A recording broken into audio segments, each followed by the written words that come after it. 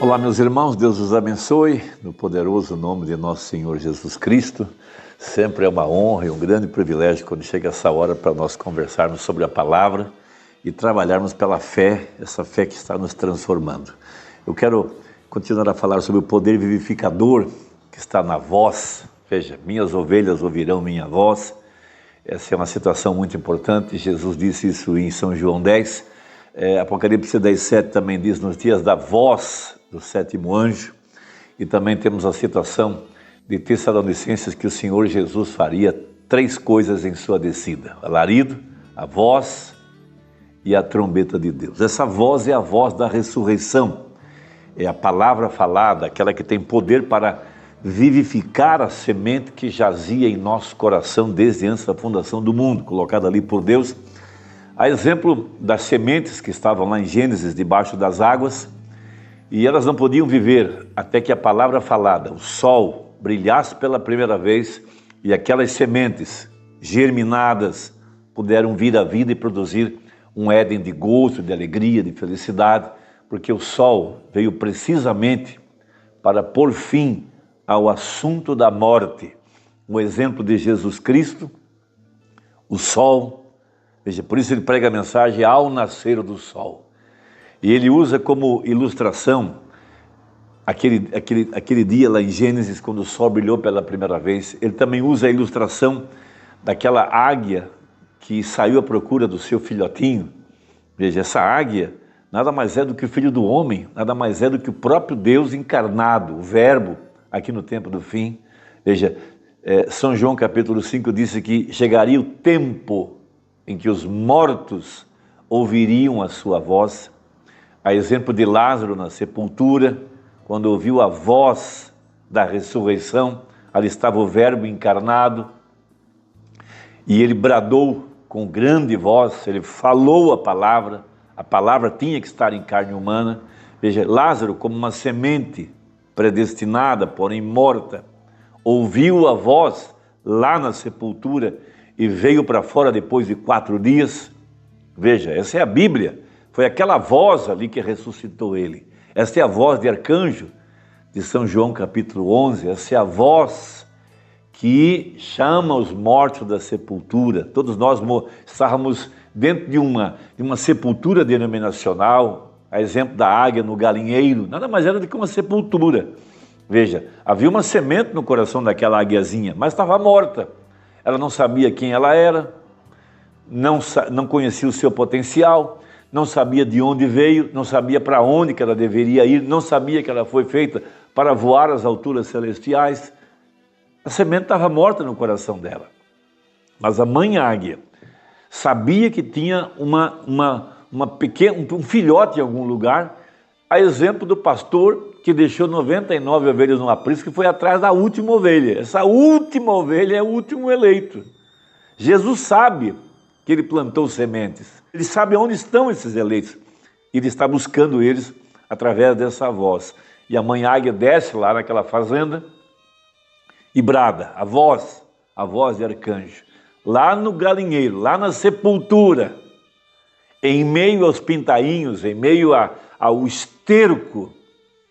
Veja, Paulo chamou tudo aquilo que ele sabia de esterco, denominação, ensinamento teológico, aquilo que ele tinha aprendido lendo os livros.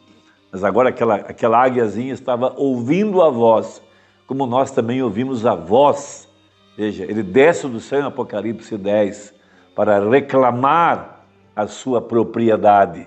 Isso é algo muito grande. O profeta diz isso no parágrafo 81 da mensagem ao nascer do sol. Os predestinados são os primeiros a serem vivificados pelo Espírito Santo. Isso é Romanos 8, verso 11. Dentro do seu coração jazia uma semente predestinada, preordenada. Isso é a parábola de Mateus 13, 18 a 23. A semente predestinada, veja, plantada na terra, no barro. Você é o barro. Veja, essa semente ouviu a palavra, ela recebeu a luz do sol. Essa é a Bíblia. Isso é analogia da mensagem ao nascer do sol. Veja, quando o sol brilhou pela primeira vez em Gênesis, ele trouxe um Éden de vida, brilhando sobre a semente eleita. Veja, porque o Espírito Santo vem precisamente para reclamar o seu. Isso é algo extraordinário, de acordo com os 7 selos, a mensagem é a brecha.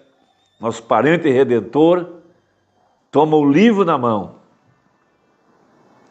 e vem reclamar os seus. A mãe águia desceu lá entre aquele galinheiro para reclamar o seu. Ela não reclamou os pintainhos, não reclamou a velha galinha, o velho galo. Ela veio reclamar a sua semente eleita.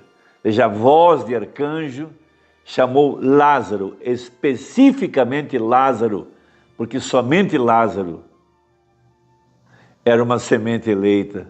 Somente ele poderia ser ressuscitado naquela ocasião. Veja, ele era o primeiro molho movido.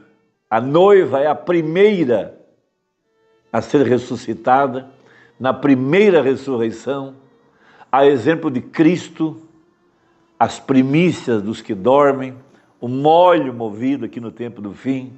Veja, os primeiros a serem vivificados, os primeiros a receberem, a ouvirem a voz. Veja, agora isso é muito profundo e assegure-se de que o está captando. Jesus Cristo, em sua descida em Apocalipse 10, em reclamar através da voz, a grande mãe águia. Essa é a parábola dentro da mensagem. Isso não pode ser contestado. Esta grande voz que sai dessa mensagem, a voz do sinal, a voz da ressurreição, a voz de arcanjo, a voz que chama Lázaro para fora, exemplificado pelo sol. Veja, o sol, a palavra manifestada.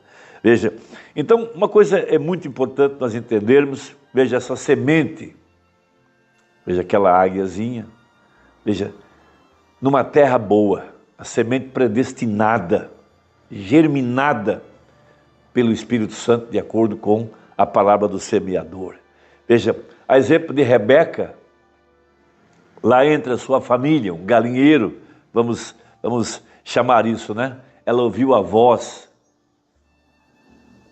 de Eliezer, o mensageiro, que despertou ela para encontrar Isaac. São tudo figuras que estão nos mostrando a hora que nós estamos vivendo. Isso é algo extraordinário, meus amados, coisa muito poderosa que nós temos que considerar nesta hora em que nós estamos vivendo. Veja, então, no parágrafo 91, mais uma vez quero ler esse parágrafo que é muito importante, muito grande. Veja, esta verdadeira águia reconhece o chamado da palavra de Deus. Por quê? Porque é uma águia. Veja, é uma águia chamando outra águia.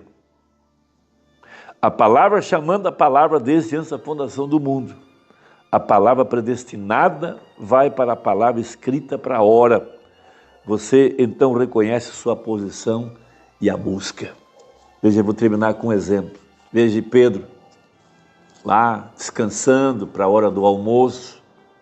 Veja, mesmo que era um apóstolo, mesmo que já tinha recebido o Espírito Santo, veja, ainda carregava em seu coração amarras da velha religião dele, do galinheiro de onde ele tinha saído. Ele ainda não estava liberto dessas amarras. Veja, ele teve um sonho, desceu um lençol com todo tipo de animais. E havia animais limpos e animais imundos ali. E a voz disse: Pedro, mata e come.